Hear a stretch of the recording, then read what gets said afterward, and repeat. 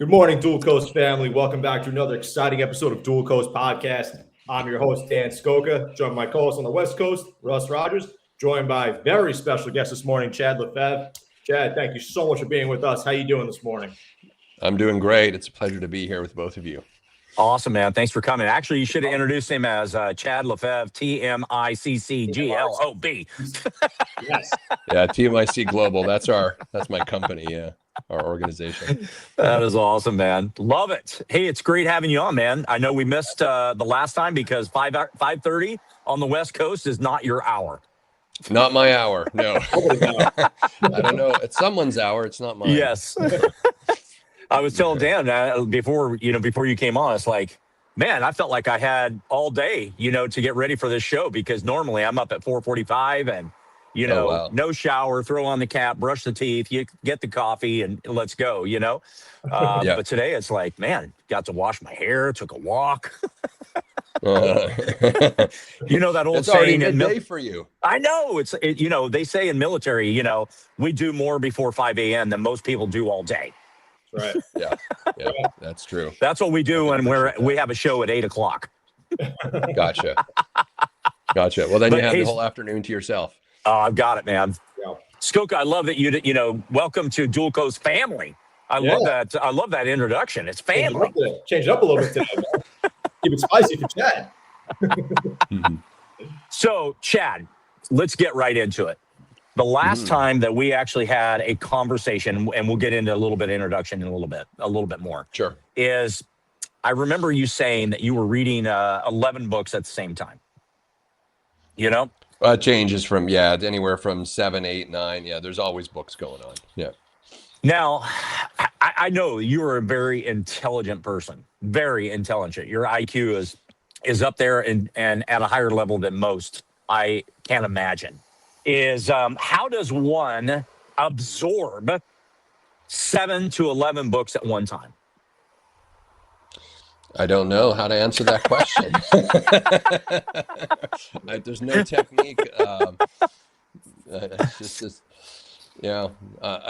I think for me there's probably some, if I thought about it, there's probably some sort of that pattern that I'm picking up across all of these different books that I feel like I'm almost exploring it, almost like a prism. It's like, these are different doorways or access points to sort of some underlying common pattern or theme that I'm exploring. Like, for example, right now, I'm working on this book that I'm trying to get done for the end of the year. I don't know how many I'm reading right now and going through, but the single theme or pattern that I'm exploring in all of this is what is the essence of being human. And so I'm looking through all of these different books and the things I'm researching, the topics or the themes of these books through the lens of what is the impact on human beingness in this context, right? Whether that's human beingness through how the brain works, whether that's human beingness through, our health and our wellness, or whether that's human beingness through, one thing I'm really exploring a lot right now is how our beliefs determine what we perceive as possible in our life, and then that we don't have access to this thing we call reality as this sort of objective thing, as though it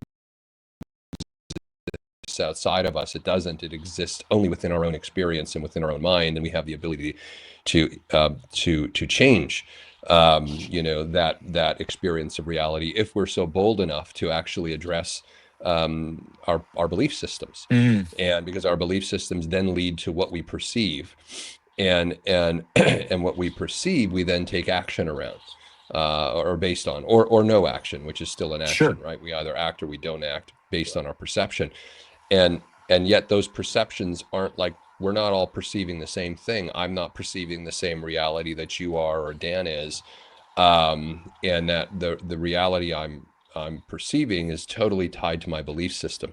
So anyway, coming back to the books, I'm exploring these kinds of things right now.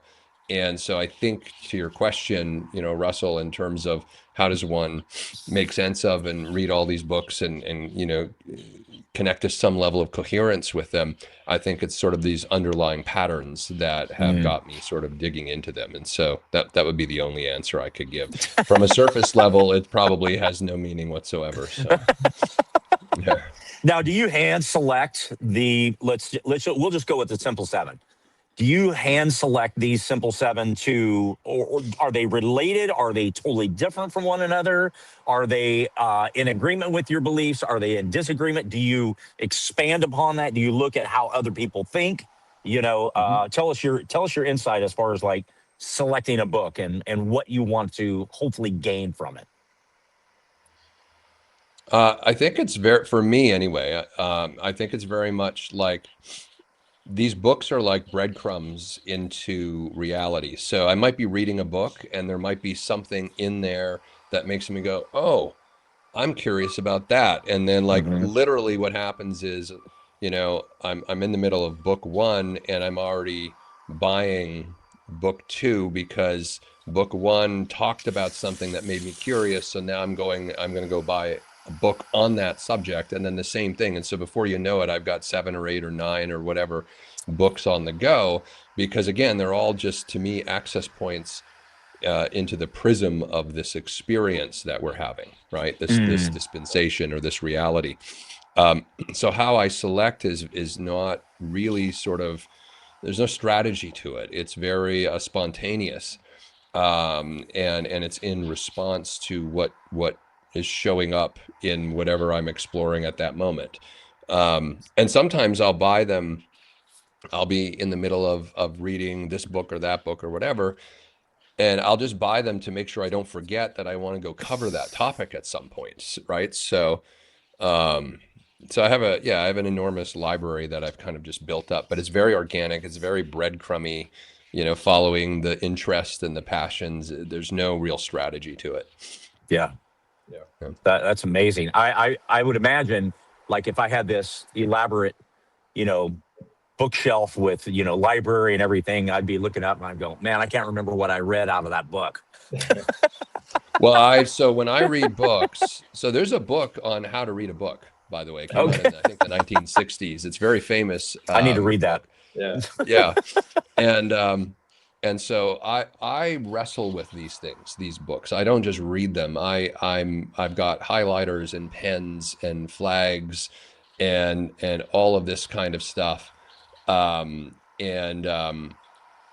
on. And so, I'm writing in the margins, and I'm highlighting, things that I need to. I learned this in university. I never had to read a book more than one time because I was able to remember it. But the reason I was able to do that, I think, is because I was such an avid, note taker and highlighter. There's something about writing out and highlighting that locks it into your memory.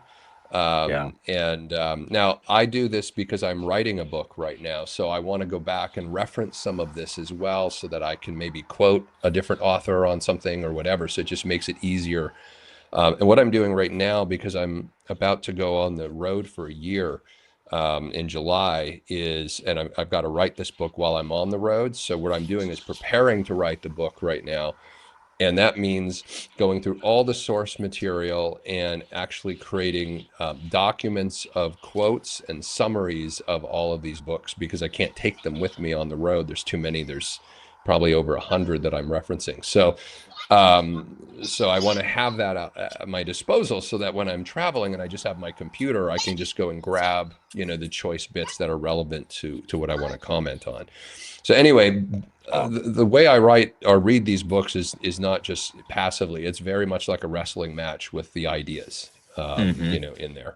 And sometimes I'll read something in one and then I'll like, oh, that reminds me of the one over here. So I'll go over to that one and I'll make notations that it's like this. So no one's going to want to rebuy, maybe not, maybe I'm wrong about this, but rebuy my books at some point. They're just messy with my own thoughts. They're one and done. There's no value. I'm sure it's not in, messy.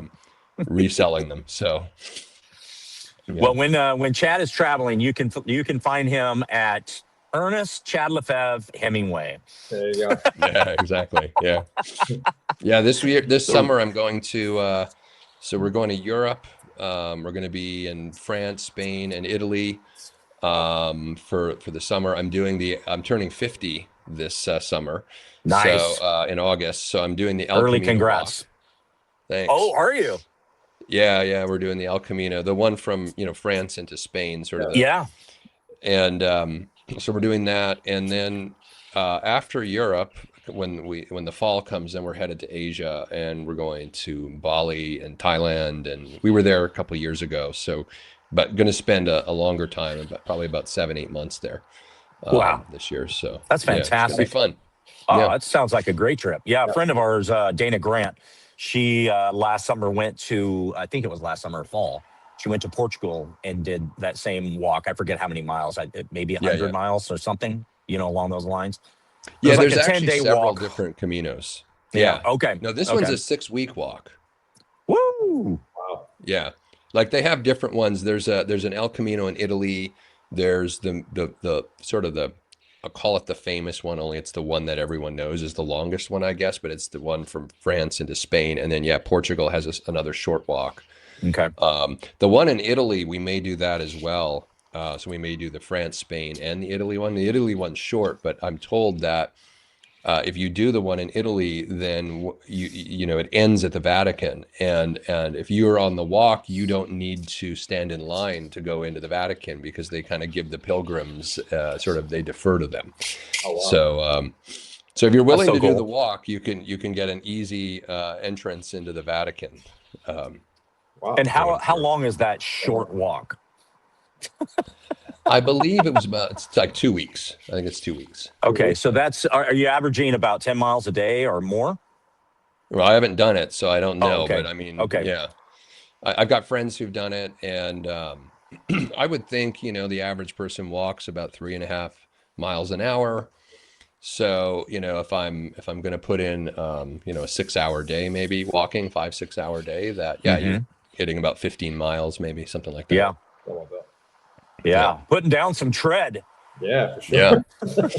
yeah. Well, so I had planned this. There was I don't know if you guys saw this Stephen King thriller horror movie that came out last year called The Long Walk. And Didn't see it. I've heard of it. I've heard anyway, of it. Yeah. yeah, so I went and saw that movie, and I was like, oh my gosh, I'm going to do a walk like this. I don't know. You don't think about walking as being something that could actually be hard on you, but in this movie they get knee problems, and by the way, it's a horror movie. There's other plot to it, but just the basics of like their Oh, knees hurting, or they're getting a blister in their shoe, and yeah. so we've been kind of researching what are the ideal. Here's a tip I didn't know: don't get waterproof shoes, because, and I wouldn't even have thought of this, but it rains, as you're on these walks, and sometimes you could be in all day rains while you're walking. And waterproof shoes aren't truly waterproof. With enough rain, even they get wet. And then the problem with them is because they're waterproof, they have that sealant, the air can't dry them fast enough. So if you have waterproof shoes, they actually end up staying wet longer once they get wet. Huh. And then you Who have a knew? horror movie based on your wet feet. Yeah. Exactly. Yeah, exactly. Oh my, we're learning a lot here about the what The to ins and do outs and what of not to that. do. If anyone's going to do the El Camino Trail, yeah. Yes, exactly. Love it, man. Awesome. Chad, I want to kind of dive into one of your core beliefs a little bit, and that's the idea that most people are living a life by default instead of a life Mhm. by design. So Mm. you kind of talk about breaking conditioning, beliefs, routines, programming, reconnecting to your natural wild intelligence. Can you dive into that a little bit for us? Can you tell us a little bit about that? Sure. Yeah. So when I talk about people living lives of default, I literally mean that most people are living someone else's life. They're living the life according to their conditioning. Well, who's the someone else that they're living? Whose life they're living? They're living the life of their parents, of their friends, of their family, of their community, because these were all the individuals who created the context in which our conditioning occurred when we were very young. So it was when we were very young that we learned, even if it wasn't directly or overtly taught to us, we picked it up sort of, just like osmosis through the environment. It's where we learned our value systems. It's where we learned what things mean, what's important, what's unimportant, how to react to this situation versus another situation. And it is a reaction because it becomes habituated. So it's not even a response because we're not even aware of it most of the time. So all of this was picked up through our friends, family, and community and became the conditioning of our life, became the way that we perceive the world, the way that we attach meaning to what happens in the world. And so these are lives by default, that these are the lives that we've inherited or picked up or learned from our conditioning as children.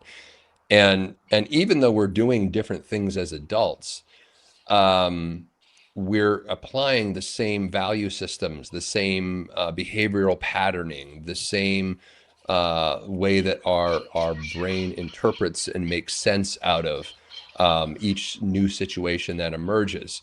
So it's kind of like what I was saying earlier about your belief system drives what you perceive. Our belief systems are part of our conditioning, the conditioning that we've learned. We've been taught by our friends, family, and community what to believe about things. And then what happens is, this is just classic confirmation bias, that you hear in psychology, that our brain, wants to be right. It wants to be accurate because it needs to support the view, the worldview that, the paradigm that it is bought into. And otherwise, our brain freaks out because there's unknowns. We don't typically like the unknown. It makes us insecure. It's sort of like a security risk to not know what's going to happen next. So we literally invent stories about what's going to happen next, and we gather data from the external environment to support those stories. So these stories are our belief systems. And so whatever we believe, we then our physical body, the five senses, will perceive evidence for that to therefore reinforce and support our brain's narrative or story. And now the brain can relax and our HRV levels can spike because we feel like we know something, right? We can predict something. We don't have to. Now, what's interesting about this is I think about animals, and they're not, what distinguishes human beings from animals is our ability to create. Yeah. That animals, they have a certain intelligence, which is instinctive. It's instinct intelligence, and we have that, but we also have creative intelligence. We have the ability to create worlds, and the entire human world is a world that has been created. Right, everything that the computers we're on right now, the chair you're sitting in, the building you're next to, the roads, the computers, the planes, everything has been created. And before it was created, and this sounds self-evident and obvious, but if you think about how profound this is, I mean, the last I checked, deer and wolves aren't building buildings and creating things. Their intelligence is instinctive, but they can't invent something that doesn't exist and then make it so. I mean, Leonardo da Vinci, was drawing, sketches of what he called a flying machine, which resembles a helicopter, and this was like 400 years ago, 500 years ago now. So, everything begins as an idea. I always tell people that an idea is the only thing that exists, because everything that we experience as physical existence began as an idea. It wouldn't be there if we didn't have the non-physical form idea first. And so coming back to, your question, Dan, that all these ideas that we're talking about, which lead to what, the world of effects, the outer world, the world we experience as reality, is not actually the reality at all. The reality began in the mind of someone as an idea before the effect of that idea was manifest and found or experienced. So when we talk about lives, conditioned lives, or lives of default, we're talking about basically building a life around someone else's ideas, and then we have the effects of that in our own life, like manifest effects. We have the experiences we hang out with the people we hang out with, we are where we are geographically in space and time. And so most people are living these lives of default because it never occurred to them, or that they've never been taught or instructed that they are creators and that they could even create a different life. They just kind of engage life as though it happened to them. And that essentially relegates anyone who's living a life by default, relegates them to being a victim because life happens to them. They don't feel like they're autonomous or have power to influence it in any real substantial way. Like we think we have micro influence, but we don't understand that the very underlying premise of our life could also be totally recreated and reinvented, and you would have a totally different life. Well, that's a life by design if you will it to be. If you wish to create a life by design, you can be that attentive to it. You can be that intentional with it. You can look at all of the, we have this program called Whole Life Architecture, where we literally treat our life as a creation, because it is. Just most people don't think that they've created their life because they inherited it from their friends, family, community as a default life. But that was created by somebody, someone in your family lineage, a grandfather, a great grandmother, had an idea and passed it on through generations. And this is why history repeats itself. Yeah. Because we aren't, most of us are not connected to the idea that we could push the stop button at any time and create a totally new life for ourselves. Now, there's a ton of uncertainty in that. Why don't we do that, you might ask? Because there's uncertainty and the brain freaks out. What do you mean? All the things we know aren't absolute truth? You mean we could drop these things and then we have nothing? And then, because creativity can only happen in nothingness. It comes from nothingness. There's a blank canvas. There's a blank page. It says in the, for those who are religious or spiritual, if you take, for example, in Genesis in the Bible, it said that in the beginning, God hovered over the void. What is the void? The darkness. It's nothingness. It's the absence of a thing. And then spoke the words, "Let there be light." And then that's an act of creation. And so anyway, we have this ability. It even says in Genesis, we are made in the likeness of God. Well, what is that? That is as creator, right? So we are in creators. So that distinguishes human beings from other animals. We have instinctive intelligence, but we have creative intelligence. And most of us have never really, contemplated the idea that our life could be totally different if we so choose, if we chose to architect it by design. And in our program, Whole Life Architecture, we go through the 4 architectures that constitute being human. Those are the cognitive architectures, which is the life or the nature of our mind. How do we think? Not how do we think objectively, like as a scientist might look at it, but how does Chad think? What is my thinking pattern?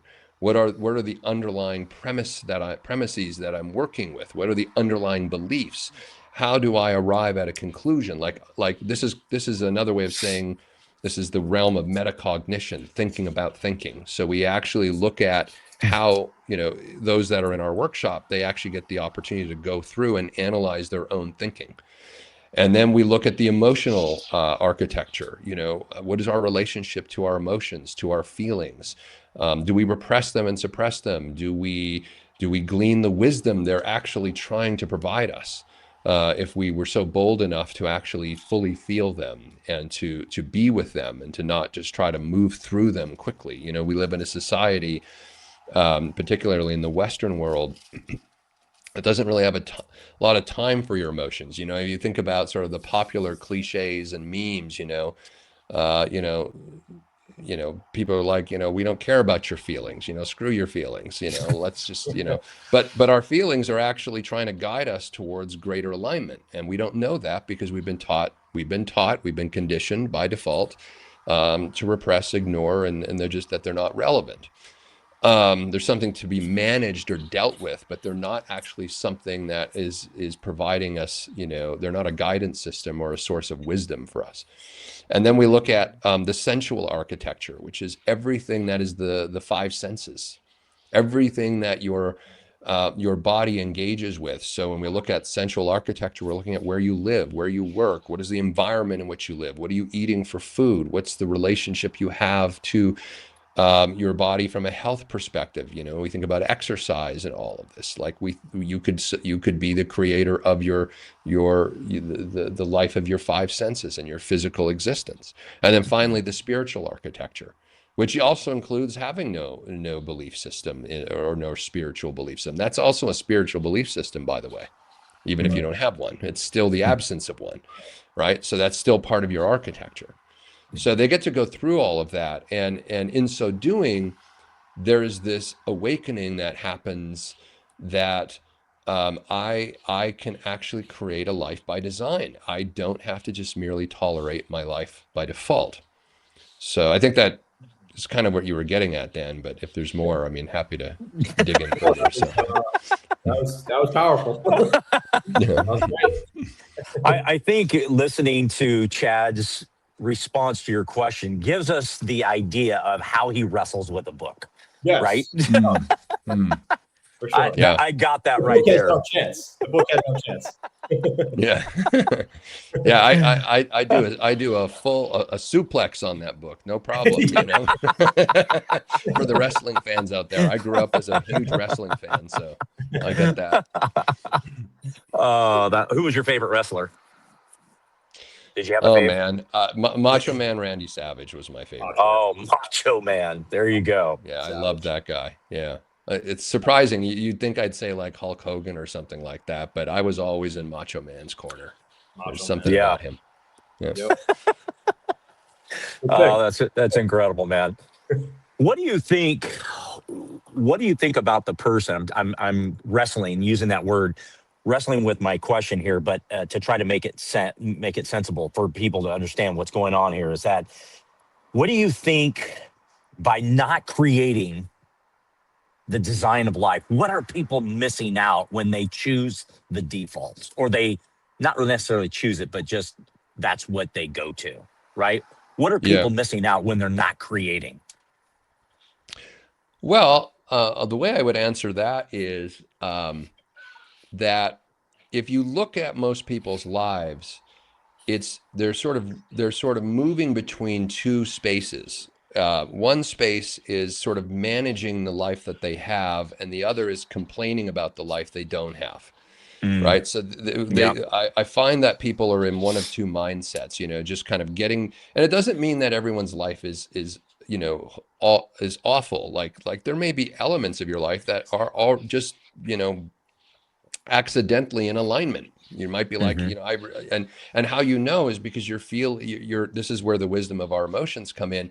We're experiencing these feelings of joy and contentment and peace and happiness in those parts of our life. So it's not that your whole life, you know, in our work, we invite people to take a look at what are the elements or the aspects of your life that are out of alignment. Alignment with what? With your true self. Well, in order to answer that question, you have to know who your true self is. So we actually do some deconstruction work for 4 months to help people get into connect to their true essence, their true self. So what they're missing, Russell, is really knowing themselves. You know, as Socrates said, there's no greater, you know thyself. There's no greater maxim than knowing yourself. So what they're missing when they're living a life of default is truly knowing themselves. And when they have moments of peace and joy and contentment and happiness, that occurs to them as just sort of circumstantial or accidental. It's not like they could create a life where that is reliably the state they are in 24/7. You could create a life where you are reliably in the state of happiness, joy, peace, contentment, and thriving. You could create a life like that. It doesn't occur to most people when they're living by default that that's possible. There are things that happen in their life where they experience those emotions, and then there's the other parts of their life where they're in chronic complaint and they're dissatisfied and they don't have satisfaction. So living a life by default is essentially tolerating the experience of having a life that is sometimes aligning with your true self, but you don't know who or what that is, and sometimes not, in which case you're in wishful thinking, you're in complaint, you're in, you know, some other space. So that's what they're missing out. Yeah. Love it, man. So I tell people all the time that complaint is one of the most powerful transformational tools if you're bold enough to look into it. Like, you know, and first of all, you have to be aware. Most people aren't even aware of how much That's right. they complain throughout the course of the day. Like it could be a flash in your mind of, oh, that stupid person, or I wish that, or whatever, right? Like these, Yeah. we have 30,000 thoughts a day. Okay. Psychologists tell us. I can't remember 29,950 of them, right? I have no idea because it's all background chatter, you know, Yeah. but Sure. and in that chatter is just a ton of complaint for most people and dissatisfaction. Complaint is just the verbal articulation of of dissatisfaction from non-alignment with your true self. That's all it is.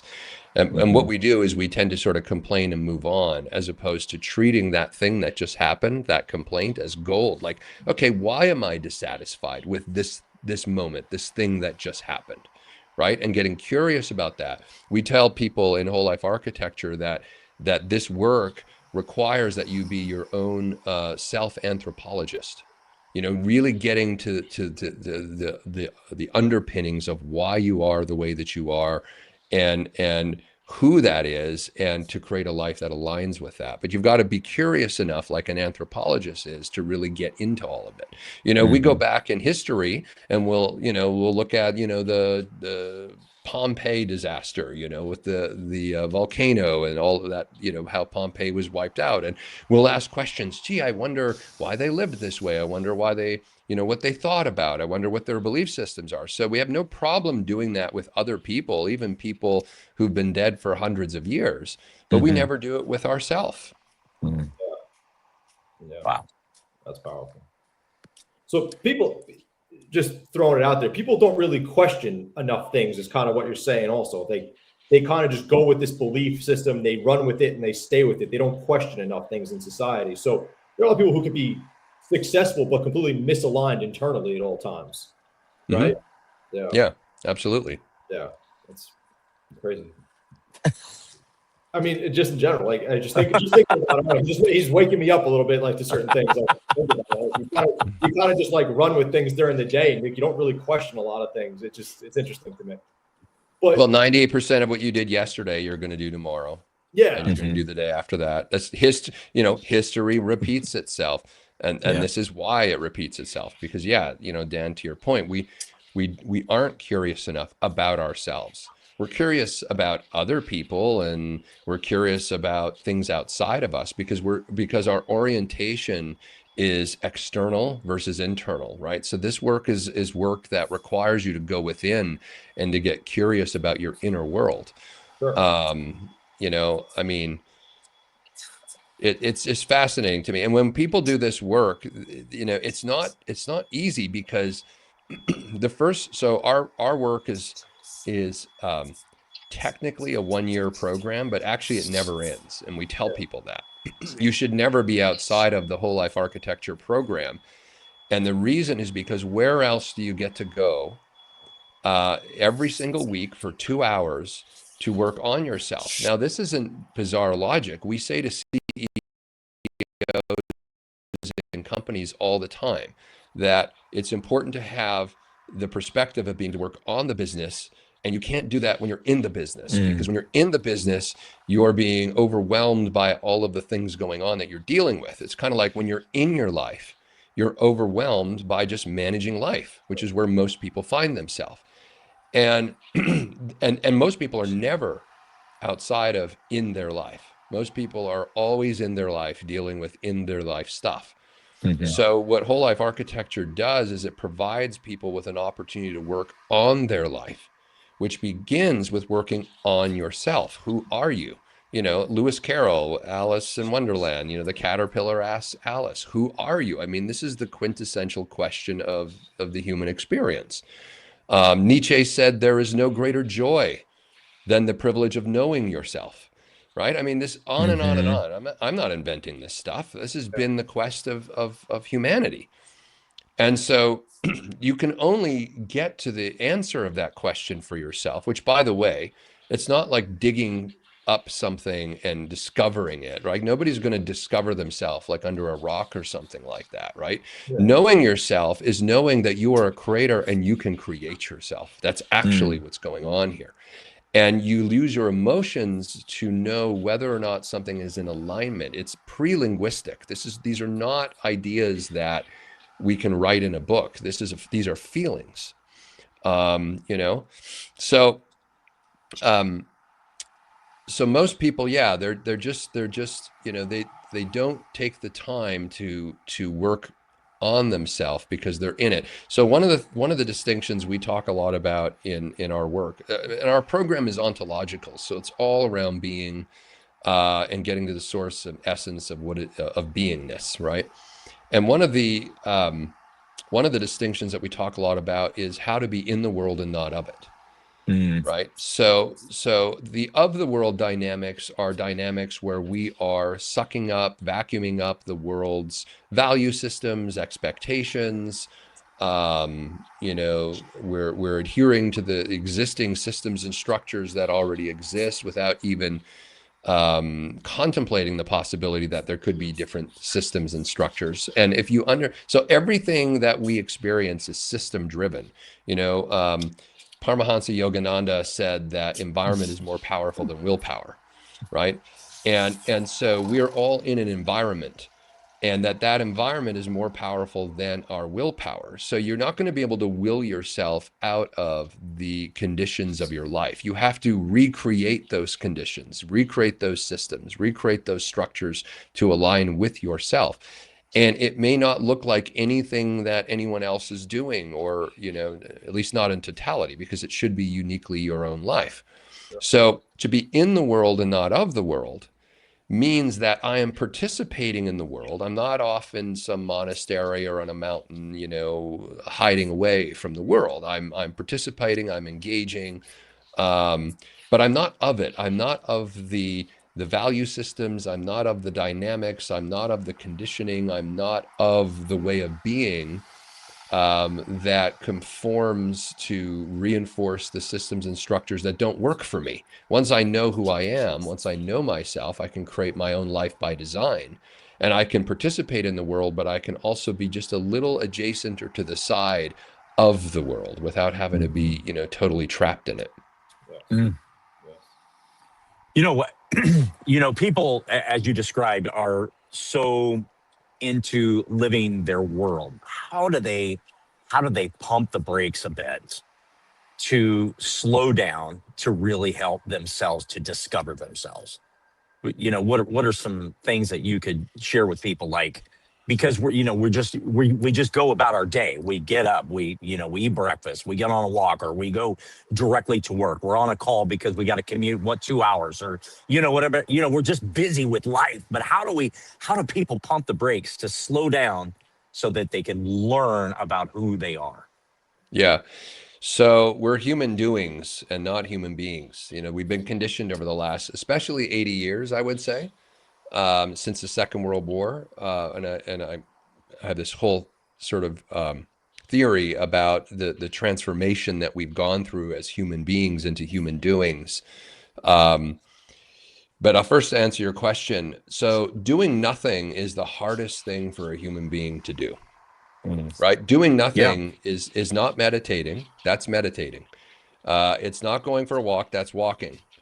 It's not watching TV. That's watching TV. Doing nothing is literally nothing, right? Like we don't like. This seems like a profound. When I introduced this on our whole life architecture workshops, the inquisitive, curious, confused look on people's faces. It's like, you'd think I'm speaking Yiddish or something like that, right? I mean, I say doing that. So is that watching TV? No, that's watching TV, right? So then the question is, well, what does it mean to do nothing, right? Well, it's the absence of meaning. So you can't even answer that question. It's doing nothing, right? And so why am I bringing this up? Because this is actually an access point. Whether you can do it for 10 minutes a day, 15, a half an hour, to inject nothingness into your day, which, is just being. You might be sitting in a park, just being, right? Not looking at your phone, not attending, just being in the moment. Now, what that does for you, Russell, is it creates space in your emotions. It creates space in your thinking. It creates space in your body so that you can begin to hear that inner voice that's been there all along, trying to guide you towards greater and greater alignment with your true nature, your naturalness. Mm-hmm. But because we're in this human doing state where we're perpetually moving from this thing to the next thing to the next thing, there's no space.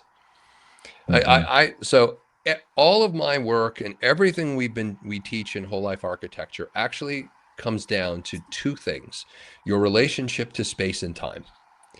All of your problems eventually come down to that, your relationship to space and time.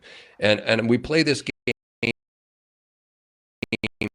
where I'll have people say, give me something that you think is a problem that you have, and I'll show you how it relates to some, distorted relationship you have for yourself with space and time. Now, we don't spend a lot of, time in our conversations talking about this because it's so like philosophical. It almost feels impractical to people. And I always tell people that a lot of our work is on the surface can occur to them as philosophical, but that there's nothing more practical than applied philosophy. Because when you really understand, like these philosophies not meant to just be a bunch of ideas. It's meant to be actualized. It's meant to be put into practice. It's meant to be put into your doing. But in order to have that happen, you have to be able to connect to it at a being level first. And that's where the doing nothing comes in.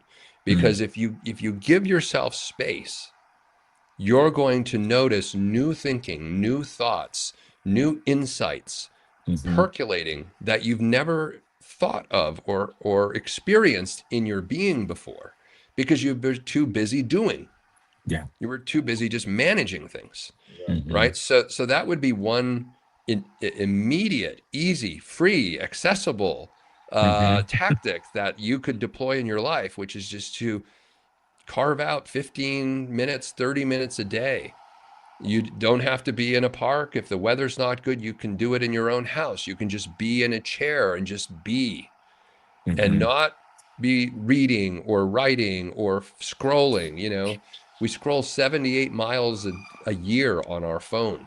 It's crazy, right? If you Wow. look at every little thumb tick, 78 miles. So not doing any of that. You're in nothing, and you'll see how hard it is. It is, I give this as we have 52 different practices over the course of the year that people are given to go out into the world as an anthropologist and to actually try these practices on, to give them a different aspect or a different access point to their life. And the doing nothing one is one of the hardest. Everyone always comes back and they're like, I couldn't even do it for like 2 minutes. Before I knew it, my brain started chattering about all the things I needed to do and the planning and all of that kind of stuff, right? Yeah. You start to feel agitated, and you start to feel like, I want to get up. I want to do something, right? Right. There's this saying we have in our culture: don't just sit there, do something. But it's actually the reverse. Don't just do something, sit there. Sure.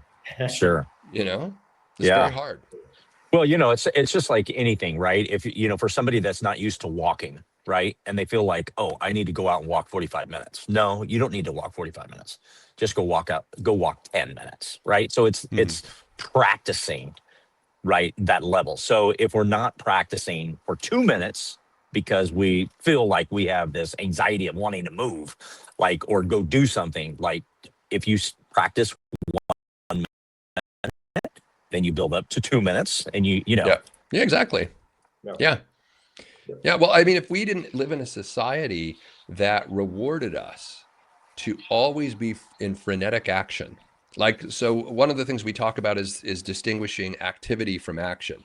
The Taoist principle known as Wu Wei, which stands for it means no forced action. Okay. And so we talk a lot about this in whole life architecture, that you do not act until it feels like it's totally in flow and organic. that there's no forced action. Now, we as a society, because of the don't just sit there, do something sort of maxim that sort of drives us, we have all kinds of social shaming and things like, you're lazy or whatever, right? If you're not always busy, it's being busy is a badge of honor in our culture. How you doing today, Tom? Oh man, I'm so busy. I got so much, it's like the bragging starts, right? And, you just asked how, and so, yeah, it's sort of this badge of honor, and that's a problem, actually, because we don't get to connect deeply and profoundly to ourselves because we're so busy doing things all the time. Yeah. So yeah, it is a practice. You can start with 2 minutes and move to 4 minutes and move to and I promise you that things will start to open. I've been doing this work for 20 years, and I've been teaching whole life architecture now for 8. And there's, I always tell people that time is 50% of the magic of what happens in this program, right? Just being with it over time. That time is a variable that acts on human beings in profound ways, but we don't realize it. And, I've seen all kinds of things, after, I don't know, 4 months, 6 months, sometimes 2 years, people have been, with us in this program, and they're like, oh my gosh, I finally get what you're saying. And they have this, but it took 2 years to get to that. Of course. And so that's why I'm speaking out against this whole notion that we've created over the last 40 years in the self-help, personal development, personal growth world, that there's, only a few steps required for all of your life's dreams to come true. Follow these 3 steps, 7 steps, these step programs, come to this week retreat. Your life will never be the same. No, you're going to get some insights. I mean, insights are important, right? Inspiration and motivation is what the personal development delivers. It does not deliver transformation. It never has, never will, because transformation requires that we reorient ourselves to in terms of our relationship to time. And that's something that the current personal development industry has no time for. They actually they have no time for time. I mean, they actually want everything done yesterday. The promise is by coming to this workshop or retreat, your whole life is going to be different. It's not the case. You'll leave with a bag of books and some business cards, or maybe now they don't do that anymore, but and you're going to go home, and the self-help books you just were given become shelf help because you don't read them. And you go right back to your conditioning. And you wonder why, 6 months later, you're like, gee, I better go take another one of those courses, buy another book, take another course, take another workshop. It's a great recursive business model, but it doesn't actually address the fact that human beings are reliably spending $100 billion a year on content that they hope will transform their experience of their life. And in less than 2% of it does it do that, because most people are so conditioned, so habituated. So you need time. And so that's why our program, we say, is never ending. Where in the course of your week, other than these 2 hours, are you working on your life as the creator of your life versus being in the doing of your life? Most people just don't set time aside for that. Yeah. Absolutely. Chad, I want to ask you one question. So good. Out of the chat, actually, on Instagram right now. Is self-realization a feeling, and how do you measure self-realization? That was a question? Well, the question from Wex. Okay. Right on. I wouldn't worry about measuring it. We get obsessed with trying to measure it because, well, what does measuring mean? Now, measuring means that there's whatever you're looking at, then there's that which it is not. So, to measure something is to say what it isn't as much as to say what it is. I wouldn't worry about measuring it, but yeah, self-realization is absolutely that feeling. It's that feeling you get when you feel whole, complete, peaceful, contented, happy, joyful, when you're in that zone, when you're in that space, right? These are just words we use for this emotional state. So that's the feeling of self-realization. When when you connect yourself deeply and profoundly, you're in a state of total peace, contentment, and joy. When you are engaged in life or in activities that are unaligned with the true self, you will feel the opposite of joy, peace, contentment, and all of this, which is not something to disparage and push aside, because it's trying to guide you. It's something to pay attention to. But self-realization is absolutely, it's a state that you get into, and you know that you're in it when you are experiencing this total peace and contentment over your body. And some of us have it just for fleeting moments, right? I actually think if you want to talk about self-realization as like a constant state that we can be in, I really don't know many people who have ever really got to that place in their life. And it probably takes the majority of your life to get there. To me, this is what I think salvation is. I think it's working, we hear about salvation and working out your own salvation. I think it's self-realization is Socrates' maxim of knowing thyself, right? And that can take the better part of a life.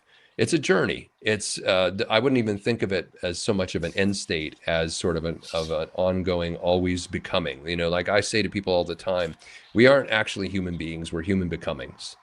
Because to talk about us as human beings, has us believe that there's some state that we can attain.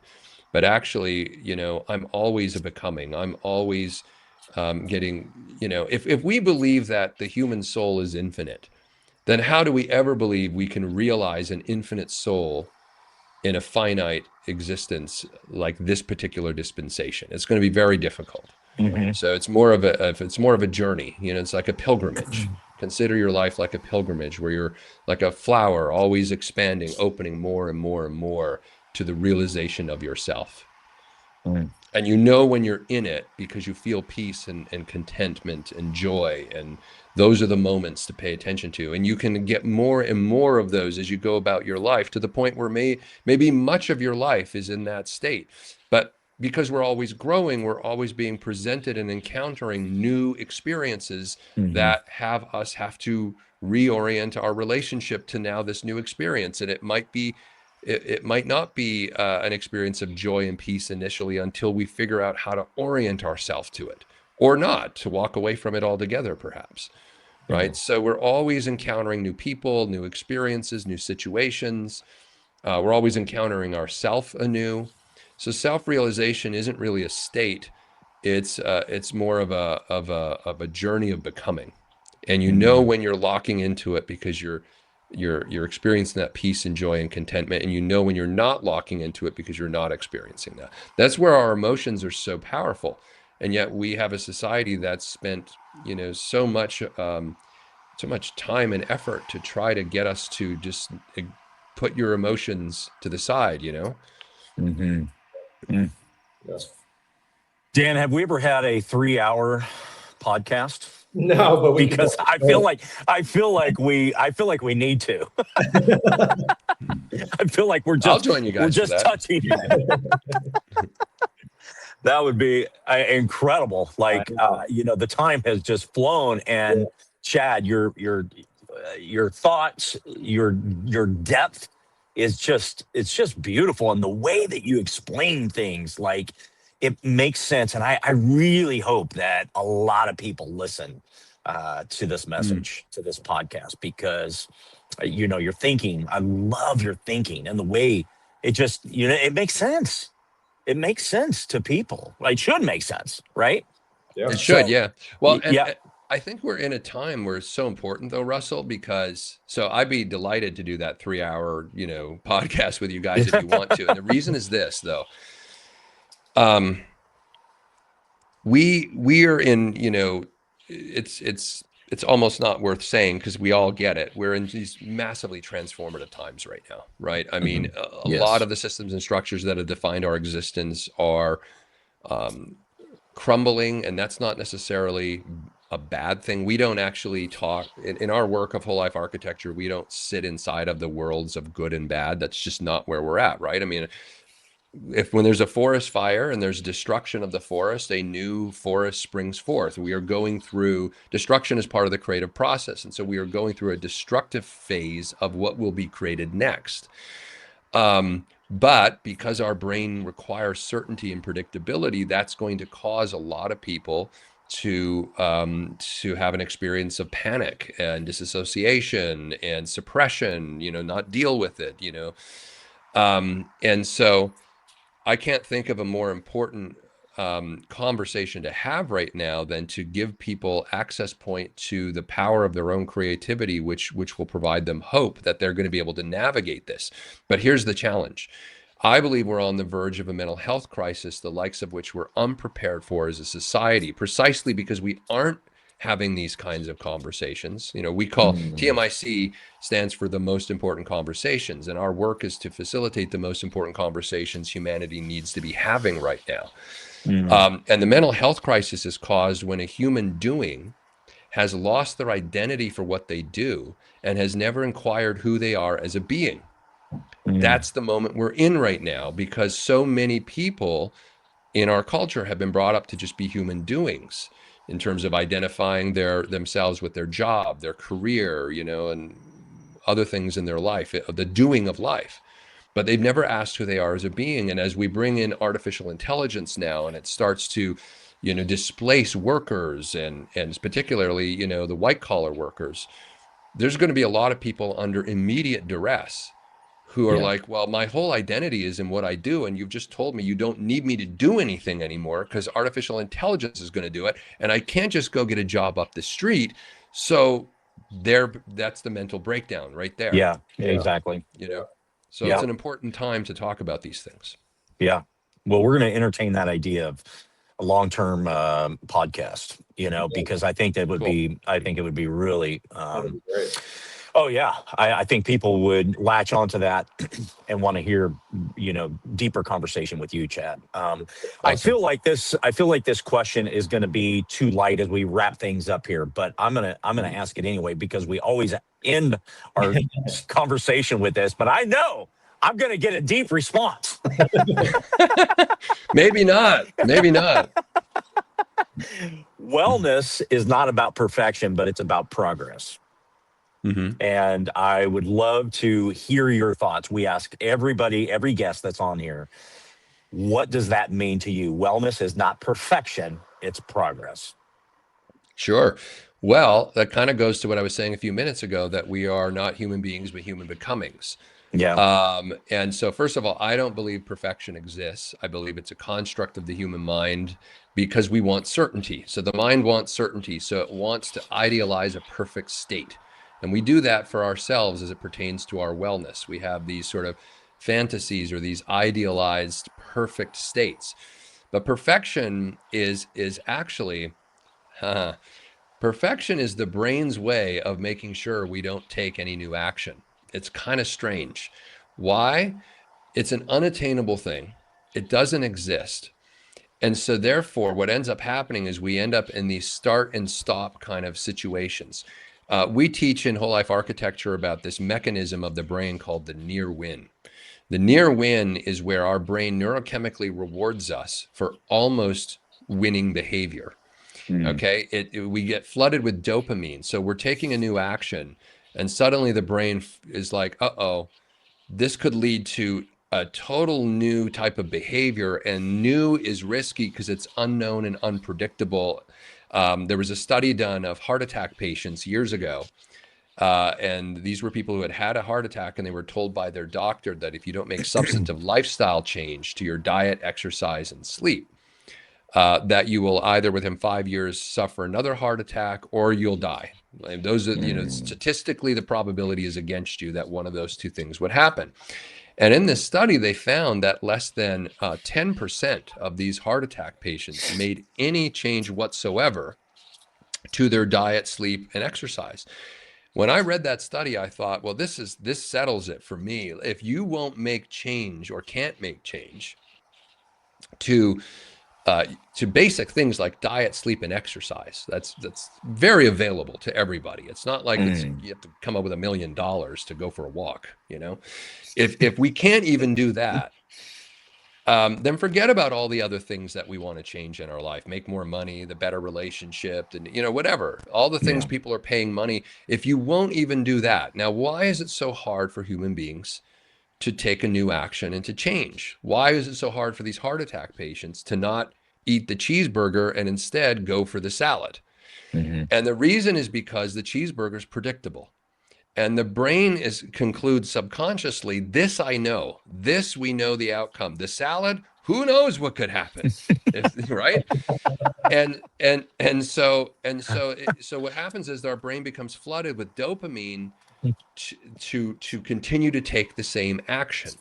Okay, so this is just one health example. Okay. So this idea of perfection creates a situation our brain idealizes and fantasizes a perfect state. But now we, lowly, imperfect beings, are looking at perfection. And we may take 1 or 2 or 3 steps towards it, but then our brain floods us with dopamine to not take more steps because you know what? It's too hard. It's too difficult. You're never going to attain it. So just give up. And this is what happens. This is why so many people struggle on their wellness journey, because they don't see it as a journey. They see it as an end state that is perfect, that is attainable, but they are imperfect and therefore they'll never attain it. So why try? And their brain neurochemically rewards them to do nothing. And so they just stay stuck in the state that they're in, right? They may get like 2 steps forward and 5 back. And that's why that happens. I knew I wouldn't get a surface level answer on that. Yeah. Deeper than surface level right there. Oh my gosh. This has been an unbelievable conversation, Chad. And Dan and I are going to talk, and we're going to figure out what we're going to do, for that podcast, and whatever. We may not even call it a podcast. We'll just, mindset or whatever. Yeah, right. Sure. The TMIC, conversation, right? Yes. The most important conversation we can have. Sure. Beautifully said today. Appreciate your time. Appreciate your depth. Appreciate your knowledge. Keep reading those 7 to 11 books that you're doing, because seriously, you're a wealth of knowledge, and I love the way that you explain life. Life, because that's what it is, and what do we want to create? For ourselves, no matter what age. We have a friend, and we talked about this recently, is like, we have a friend who is recreating herself at age 83. Good for 83. Her. Yeah. Like, it's phenomenal to watch all of her thinking going into this. Like, she wants more. She's hungry for more at 83. Yeah. Like, that's the way, that's the way we should be. Absolutely. Right? I totally agree. Yeah. This idea of retirement is ridiculous. It is. Yeah. It's also a construct. It's not reality. It's you're not washed up and useless just because you turn 65. I don't understand this notion that we have, but it fits into something I won't get into now, that maybe we can get into on another call, about the history of work over the last 80 years. Work is an environment. We've been in the environment of how we relate to work and career, and how we base and orient our life around it. And there's a lot to discuss in that creates the mindset of retirement being somehow rational. It's not rational at all. Wow. That's good stuff. That's good stuff.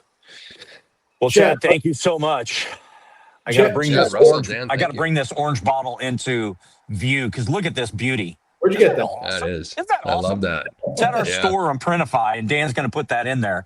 But drink some good water today from our Printify bottle of Dual Coast water. Chad, where can people find you and your organization? TMICglobal.com is where they can find out more about what we're up to, and that's just when you go there, that's really just the beginning of what we're up to, because we've got some large projects that we'll be sharing on our site in the fall. We're building recreation centers around the world where people can go and recreate themselves. That's a long-term vision. That's not up there right now, but for them to engage in our work, full life architecture, and what we're up to, you can just go to TMIC Global. That's so cool.